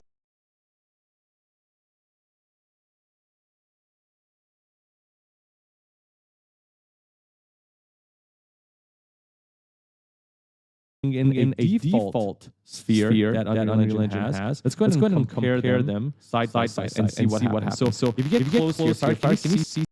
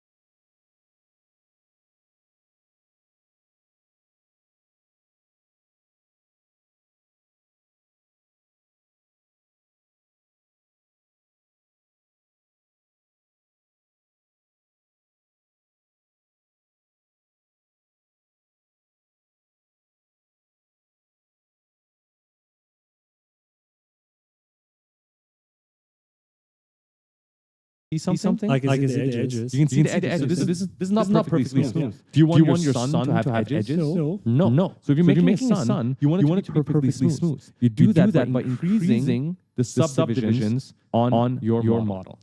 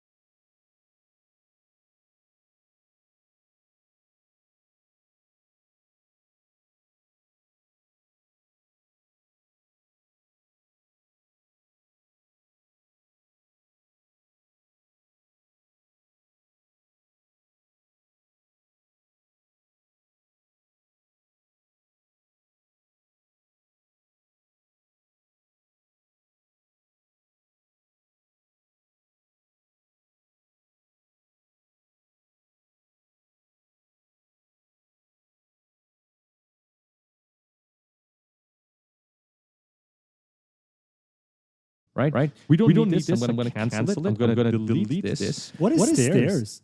Very interesting. Game engine, right? Oh, okay. Game engine. You want to build worlds quickly, so we have access to stairs. You don't want to make stairs yourself. You don't want to model them. You can actually use the stair function right here. And Farhad, there are a lot of different types of stairs we can have. Check this out. So we have the linear, we have floating, we have curved, we have spiral, right? And all of these settings, sorry, hit the drop down. If you go to floating, for example, this is my favorite. I can go ahead and change the number of steps, so however many I want. The steps width, so it can be super wide for like a big cathedral or something. And then I can even change the height. Maybe it's going to Zeus's palace, you know? And the step depth. Look at that. Super cool, right? I'm going to go ahead and hit accept. And Farhad, I want to show you something really cool. Are you ready? Yes. Okay, this one is my favorite. This one is called Cube Grid. And if you're a gamer, this is going to be very familiar for you. Like, I believe Minecraft or Roblox or some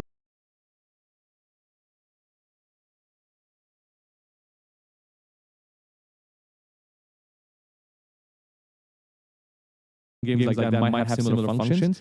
I now have spawned a grid on the floor, and I can go ahead and click drag to select an area. And then using these shortcuts on the left side, if I go ahead and push and pull, so E and Q, I can go ahead and quickly build a platform And guess what? Just like referencing, there's something else in 3D that is super handy. If you want to go ahead and create a scene, a world, right? And you have multiple houses and apartments, before actually bringing in all those confusing, complex assets, the best thing to do is to block out your scene. Set up your camera, block out your scene, and know exactly what you're trying to create. And so this is what CubeGrid is good for. I can even go ahead and change my blocks per step to something like 3, so I can build things quicker. So check this out. Nice platform. I want to maybe actually make it taller here, a tower, and then I can go ahead and extend this even further. And just like that, if I go ahead and click accept, I have now created the base of my level. So if this was the scene I wanted to create where there's a staircase and then you can go on top and then there's a tower, I now have that. And then I can use Control-L, check my lighting, and see what my world actually looks like. Wow. Pretty cool, right? Yeah. Right? So, Farhad, I think we covered all of the basics of creation in the modeling tool. There are some other options. We're not going to cover it right now. We're going to go straight into the function that we need to create our spaceship. Our hangar spaceship, right? So let's go ahead and quickly delete this. We're not going to need it anymore. Hit delete. Now, the one option that we're going to use is called extrude path. Now, don't think to yourself that we magically know the perfect way to do this. Farhad, how many times have you created this? This is the result of more than 10 times recreating the spaceship, failing, crashing, and now you're here. Yes. So this is not the first time we're doing this, so don't think we are some sort of magicians who magically know how to do the spaceship. Okay, we don't. Now in Path Extrude, we have this grid that's going to help us draw out our shape more accurately. The problem is right now, I actually can't use it, and you'll see why in a moment. What we have to do is use our cursor to place down points on this grid, and these points will be connected to each other using lines. So I'll just draw it out for you, you'll see. And then once we select the last point, we bring it back to the origin. That's where we can actually pull out our shape. I'm going to hit escape to undo everything. Just to show you guys how you can actually snap to the grid. Farhad, what can we do? We should use the snapping tool that we told you guys in the previous chapter. So if we go to the top right here, using the snapping tool for our transform, for our movement, right? The first one, not this one, not the scale, not the rotate. We can actually turn this to a larger number, like 100. We've already tested this before, that's why we know the number. And what happens is that the grid actually aligns with the bigger one that we have set up here. And if you notice, that little dot that was attached to my cursor is now only snapping to the points on this grid so that we can draw out an accurate shape. If you change this to 500, Farhad, what do you think will happen? Every 5 grid, you will move every 5. Like 5 squares, right? So it becomes bigger. And this is for a bigger shape, exactly. Right? So we want to go back to 100. We know that works for us. And Farhad, this is the exact shape we're trying to draw, right? The hexagon. Yes. We need to draw this precise shape. So how do we do it? Let's start with the top corner. Put your cursor right there. Yes. So we have to put that in our grid and start drawing. So how do we do that? Okay, let's so this is our origin, right? Yes. Okay, so we go up. 3 units go up, 3 units to the right. Yes, you're exactly right there. So this is our first point. Exactly. Again, we've tested this multiple times, like 4 squares, 3 squares. This seems to be the perfect fit for us. You can follow us exactly. All right, so this is our first point. So left mouse button, click, and now we have the line. So we have to go now right down 3 squares, right? Yes. So right down, so 1 square, 2 squares, 3 squares, click again. Yes. And then left down 3 squares, right? Yes. So 1, 2, 3. Exactly. So this is what you should have right now. Look around the scene. You can move around. Perfect. Now we just have to follow the shape. So we have to go.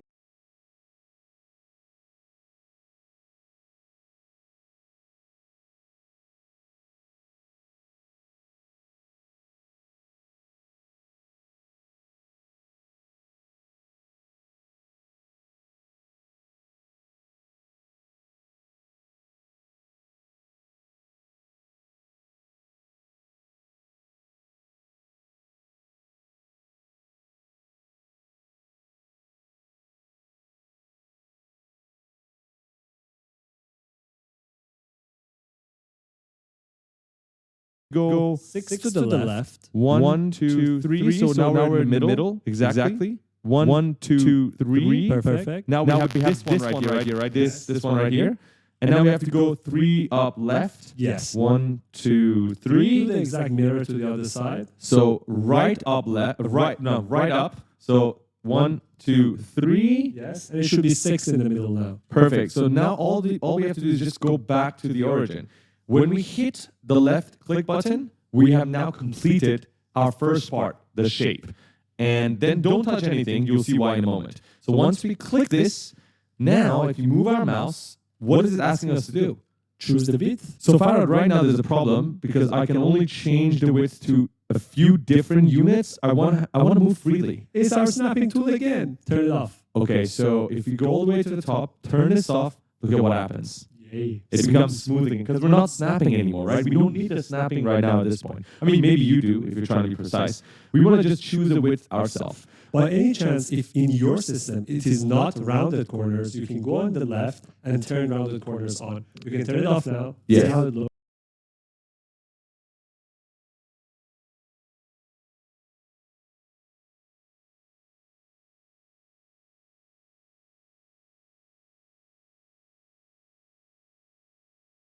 This is by default going to look like this, but because we've done this before, our one already had rounded corners on. So while you're actually in the middle of this procedure, you can go ahead and turn this to rounded corners, and then you'll see that it's automatically rounded. We can now, in the next step, go ahead and choose how round we want it to be. Now, I just have to let you guys know, in case you have already changed some of the settings, like interactive, what these settings do, we've done this before, it makes the slider available so that you don't use your mouse and cursor to control the size. You'll use the slider. There's currently a bug with this where if you turn it to fixed, it will crash your engine. Don't touch it. So don't do that. Go with interactive right now. Right? So if we use this width, Farhad, I'd say that's about right. I think that's good. Okay, cool. So I click my left mouse button.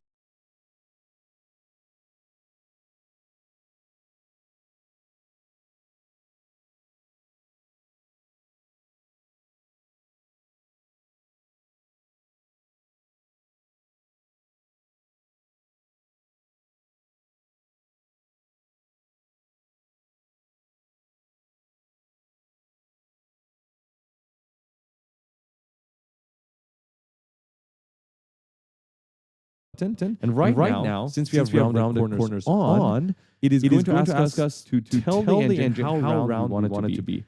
And we want it to be really round. Yes. Right? So we're going to max this out, and then we're going to click again.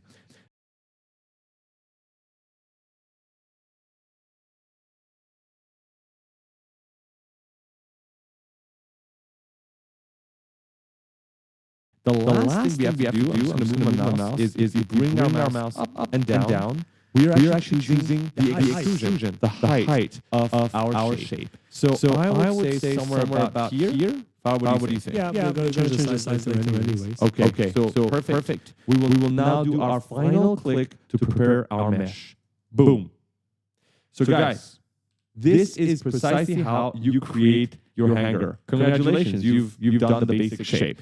I will just quickly, for anybody that was confused, show you guys, since this is still there, I'm going to make my mesh complete. Check this out. So complete means confirmed, my shape is created.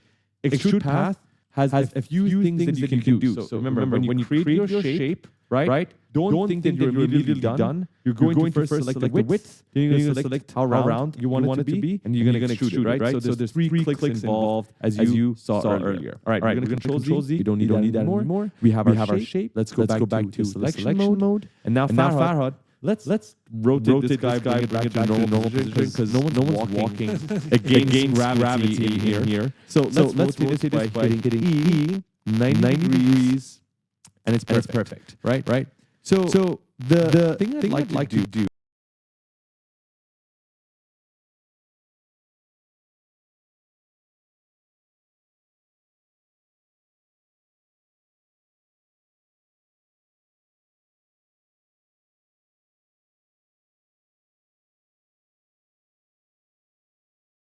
is first understand how big our spaceship is. Because we have absolutely no idea if this is the right size. No, based on our research, we should go with the numbers of around 180 meters in length and around 30 to 40 meters in height. Okay, so in order to actually measure something in Unreal Engine, you probably can't use the perspective mode that we're using right now because no, that doesn't work. No, it doesn't work. I mean, you can try. I bet you can try, but don't do it.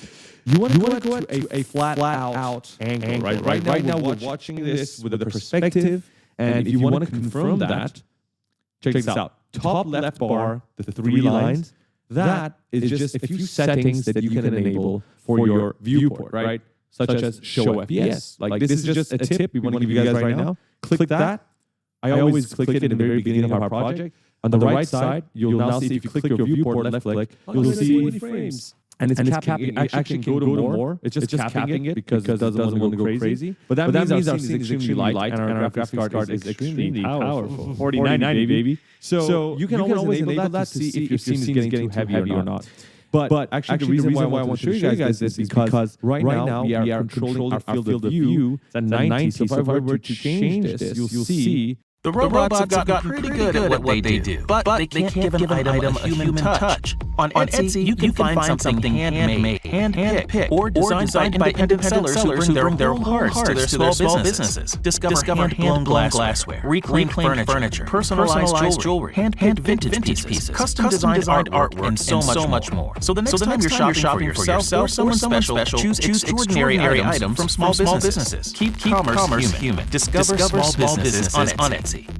That I'm changing the field of view of our camera. So right now it's super wide. And you can edit like this. Like if this is your preference, you can do that. I'm going to take this back to 90. But the reason why I show you guys is because with this field of view, it's not going to be precise for you to measure anything. That's why we're going to another option right here, which is perspective. This is the default view, but you can change this to an orthographic view, which is basically top, front, right, left, bottom, all that stuff. So if you change it to something like left, you will see, I'm going to change this to wireframe. This should automatically change to wireframe. I don't know why it's not.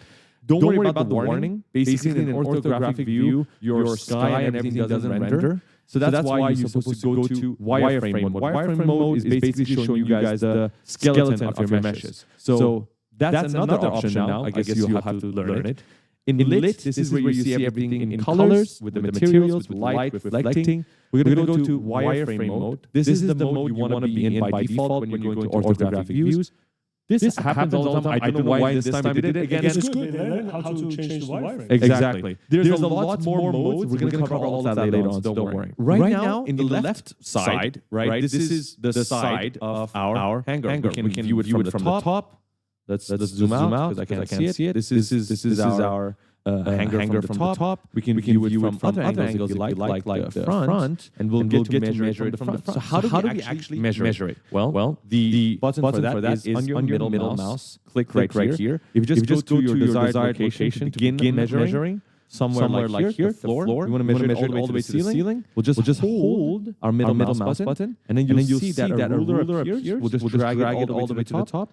And Farhad, we need to change the measurement units. Yeah, right now it's like 515. That's centimeters. Yes. So how do we change it to meters? Let's go to editor preferences. Okay, cool. So this is the time where we tell you guys about these settings, right? There's two main settings that you can change in Unreal Engine. One of which is screaming right at you at the top right corner, and you're probably asking us, why haven't you told me about this yet? Well, because it wasn't time for it. It's still not time, by the way. Just want to show you that your project settings is right here. There's a bunch of other settings that you can change. The project settings is concerned with things like rendering, right? For this specific project. And we'll be touching this later on. But for now, we're going to go to the other settings that you can change, which is in Editor Preferences. The Editor Preferences is mostly for your interface, right? Your shortcuts, things of that sort. And what we're looking for on the left side, they're the categories, and on the right side are the details of each category.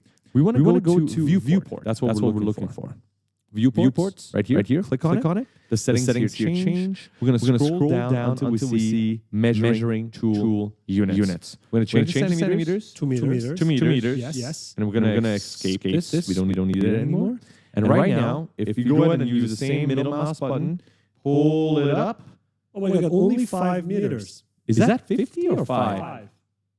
Wait. Oh, that's 5? That's so small. Yeah, make it bigger. That's so small. What's our length? Okay, let's go to left and then try to measure the length. Okay, from the front to the back.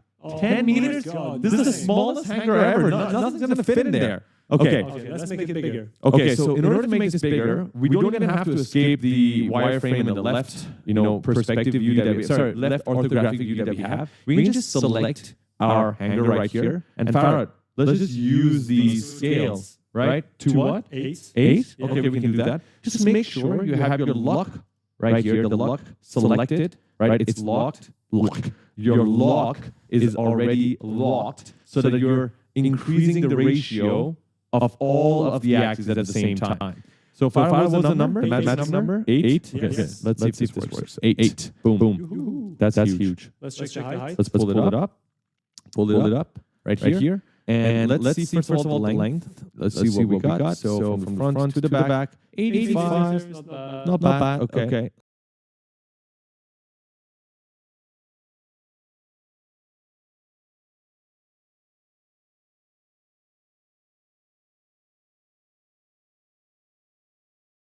Let's go to the front. I want the height to be around 40 meters. That's my desired height.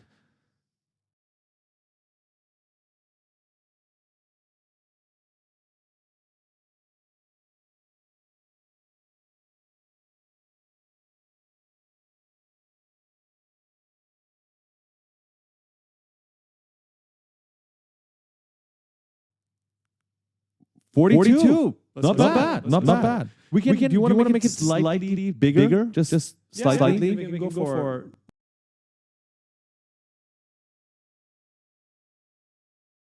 Now we are 8. Let's go for 9 or 10. I think 9.5. So 9.5. Okay. 9.5 should give us a length of 100, which is good. And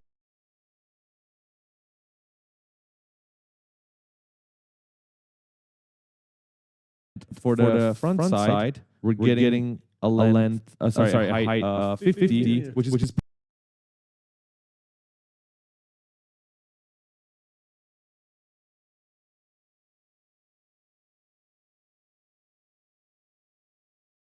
perfect. Let's go. So we're going to go back to the perspective mode. Right. Again, you can use these shortcuts like Alt-G. You can learn them. They're all there. We never used it. But you can use it and be faster than us. But congratulations, you have now constructed your hanger, and the size is perfect. This is a large hanger. And the thing is, right now, you probably don't notice how big it is because you have nothing to compare it to. But don't worry, as we start bringing items into our scene, we're going to look at the scale and understand how big the hanger is. Now, naturally, once you get better at Unreal Engine, you'll be able to bring in items really quickly. What we like to do usually is bring in a human character to scale to find out how big the place is. But right now, because we haven't gone into that yet, we don't have that comparison. But we're going to do it, so don't worry. Farah, the next thing I really like to do, and I always hate this, is changing the origin point and the pivot point of my object. Because right now, you see what happens? If we try to rotate this, it's rotating from the front, right? And I don't like that. And if I were to reset the location of this to bring it to the middle of my scene from these arrows, using these arrows, look at what happens. It comes to the middle, but then the front part is in the middle, and because the origin point is that also the middle part of my hanger, I get half of my hanger below ground level. I do not like that. So I'm going to go to Control Z, and what I want to do is change my pivot point. Let's do it in the modeling tab. That's right. It is actually the modeling tab. That's why the modeling tab comes really handy, right? And a lot of people need to start using it in Unreal. So if you go to the modeling tab, right here, click modeling, and this time, whilst we have the hanger selected, we're going to go to Export, right? And then we see something called Edit Pivot. And when we go here, we have the option to manually change the location and rotation of our pivot point. So it's originally here. We can go ahead and move it using these sliders to anywhere we want, or hit Control Z, undo. Use some of these already calculated positions by Unreal. And more often than not, they work really well. So it defines the center, bottom, top, left, right, back, front, and world origin of the mesh. But sometimes they might just be different. I'm just looking for the very edges of my mesh, right? And the one I'm looking for is actually in the middle, bottom section. That's where I want my origin to be. So I'm going to try center. Center works, but it's in the middle. I can pull this down, but I want it to be exact. So we go to bottom, no, top, no, left, no, right, no, back, no, front. That's it. Front. That's it. Front is the one. Now I actually see that it's literally at the very bottom here. I'm actually going to even pull it up and just bring it to the very surface. That's what I want. So I think this is perfect. So this is the middle floor level of my mesh. And right now that is going to be my origin.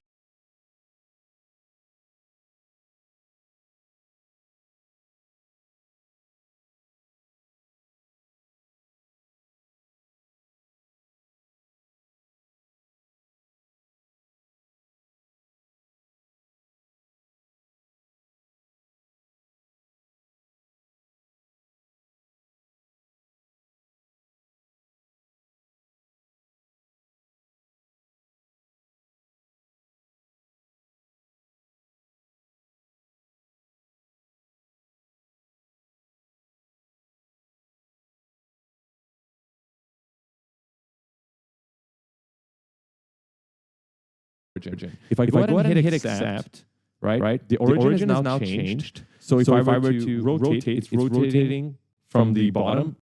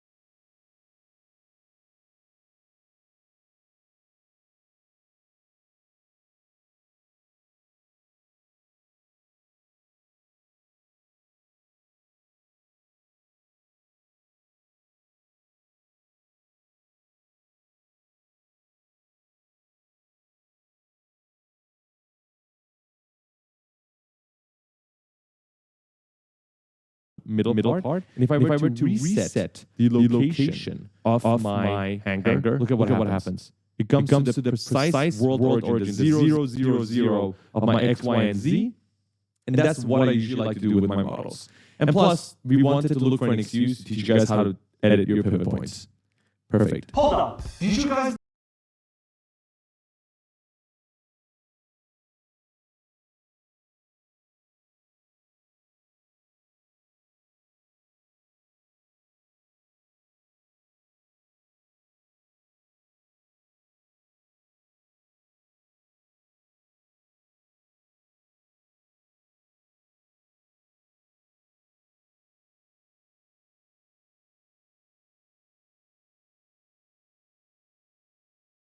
know you can speed up your workflow by using Polycam's photogrammetry instead of modeling and texturing? Yeah, you just snap a couple photos and voila. Plus, your objects will automatically look photorealistic because they're actually real. Shout out to Polycam for sponsoring this course and giving you guys 30% off the Pro Plan. Promo code and link in the description. So Farhad, what is next? We have to close one end of our hanger. Right? Because I feel like we have two open ends, and that's not good.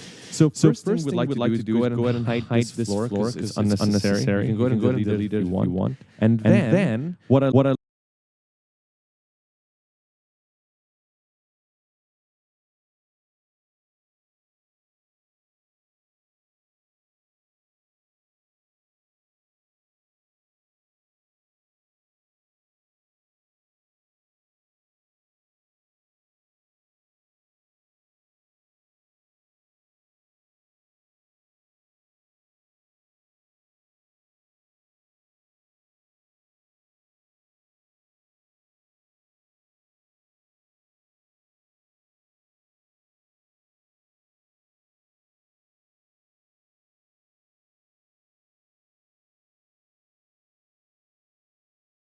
like to do is just close off one end. So since the sun is shining from here, let's close off this end. Now, you can go ahead and model this precisely and have the end actually be part of the mesh. But since this is used for cinematic, even for games, I guess sometimes people do that, we can get kind of dirty with it, and no one's going to even realize. We can just go ahead and bring in a cube and block off one side, and then use material on that later on to act as the wall, right? So we don't have to make it part of the mesh. The wall can absolutely be separate to save us time. So we're going to go to Place actors panel, and then we're going to go to shape.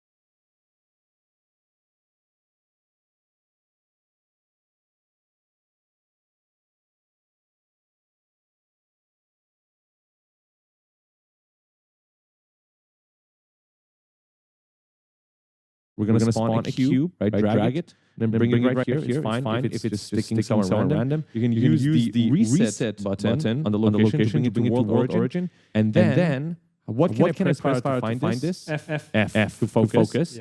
It's perfectly set in the middle of our scene. So now we're going to move back. We're going to use the W key to bring out our transform gizmo, and then bring it all the way to the back here. And then we're going to go to R for make it big scale, and then we're gonna make it big. So drag one axis, perfect. Then we're gonna drag the Z axis all the way, perfect. And then we're gonna go to W, move this up, right? A little bit more on the X axis. And then we're gonna just move it up so that's somewhere in the middle. And then we're gonna go back to R, and then we're gonna scale it on this axis. So I made it big enough, Farhad, just so that I know it's covering everything. You know, no light leaks. Yeah, I don't want to. I just want to make sure there's no holes. You know, so that there's light coming through. That's why.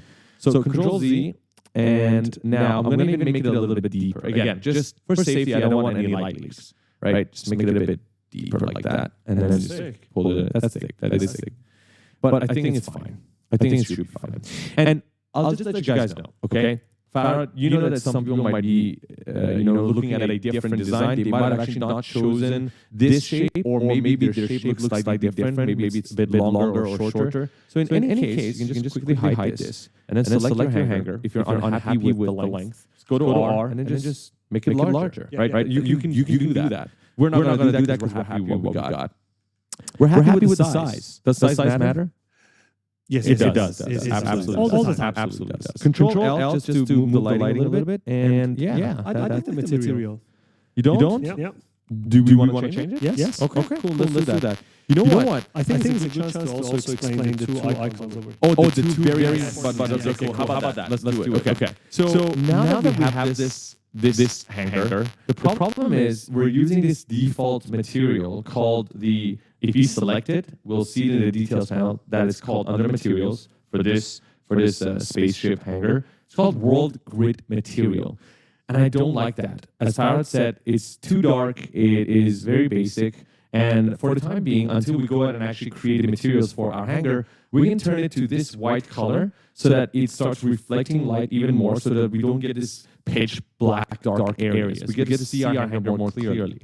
So in order to bring in a material, of course, we already taught you in the first, was it the first chapter? Yes. How to go ahead and actually use the starter content and go ahead and take a material and drag and drop onto a mesh. And that works. But we want to teach you guys, as Farhad said, these two very important buttons. You will use them all the time. All the time. So it's a good chance to learn it right now. There's two buttons. The folder with the magnify icon says, hey, whatever this material is, I want you to find it for me in the content jar. Because I have no idea what this is. I honestly don't. So click that icon, and it pulls up your content drawer, and it tells you, hey, it's right here in the engine content folder, basic shapes. When you bring in any basic shape, it comes with the basic shape material. So it's right here. Now I want to go ahead and steal this. So yes, I can go ahead and drag it, drop it onto my model. Yay. But there's another button to do that. That's this arrow right here. So let's say I find this material, okay? I find it by going to this icon, find it. As soon as I've selected it, I can then go to my hanger and then use the left arrow to bring in whatever selected in my content jar and then apply it to my material. So do that, and boom, congratulations. You've now learned the two most important buttons in Unreal Engine 5. You're going to constantly use this when you're going around different windows. You can steal materials, meshes, and switch out things using these two buttons. So one to find the item in your content jar, and the other to replace it with what is already selected in the content drawer. And just like that, you see light is reflecting even more with the white material, and we can see what's inside our hanger more clearly. Okay. Congratulations, guys. The basics of modeling is finished. Yeah, that's actually amazing. Yeah. Right? We've learned how to model out the basic shape of the hanger, and you guys probably can now create any sort of shape that you want. The next chapter, though, we're going to go deep. Yes, we're going to talk about the advanced tools in the modeling tab. Yeah. See you there. With the Wells Fargo